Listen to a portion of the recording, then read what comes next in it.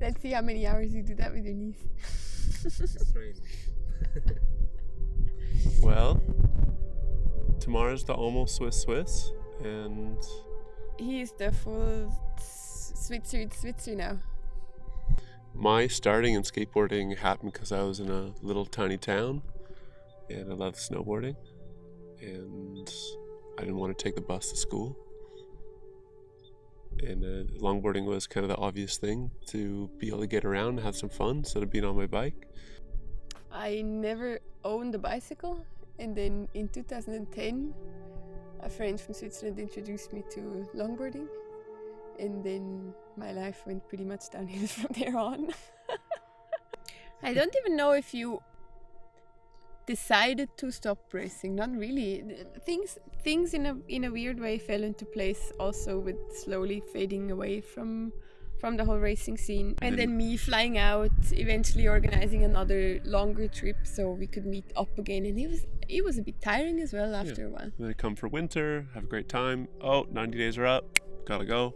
Yeah. And at some point was, okay, let's get married, let's do this, I want to move. So we got married simply for the fact that we are in love with each other so much. And it would make it so much easier to move to Switzerland. And that was because, well, first off, being able to work percentage work in Switzerland makes it incredibly easy to have a life outside of your profession. And in that focus of skateboarding, Tamara still be able to keep a professional job. Mm. And I still find it funny because it's been 8 years now for me on a longboard, but it took me probably a good 7 years to realize how much impact the whole skateboarding had on my life. And to get so much out of it.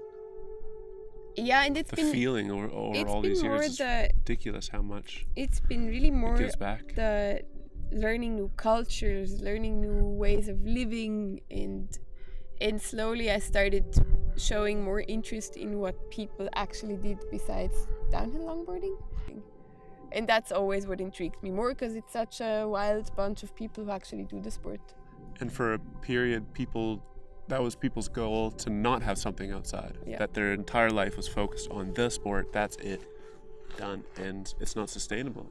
It wasn't sustainable for the people, it wasn't for the companies to be able to then support that. And maybe that's part of the reason that we had this quick rise fall, having a balance throughout, having an education and an ability to have a good job, but also be able to know when to play hard, when to work hard, and get the most out of it on both sides. I mean, for you, it wasn't so easy in the end to move hard. Away from the whole thing. And my decision was after broken leg. So I went from number one in the world to sit in bed. Mm-hmm. And moving to Switzerland, I didn't know the language.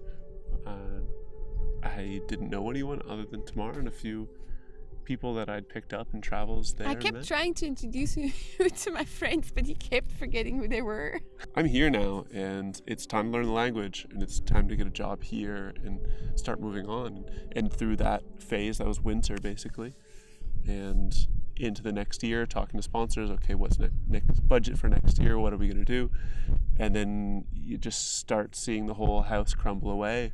Okay, if that's new life, then let's figure it out. And through that, and the people I met off the start, and forcing myself off the start to be able to find my way in this new culture, has allowed me to quickly branch out a little bit and find my place, start a company, get back to skateboarding again.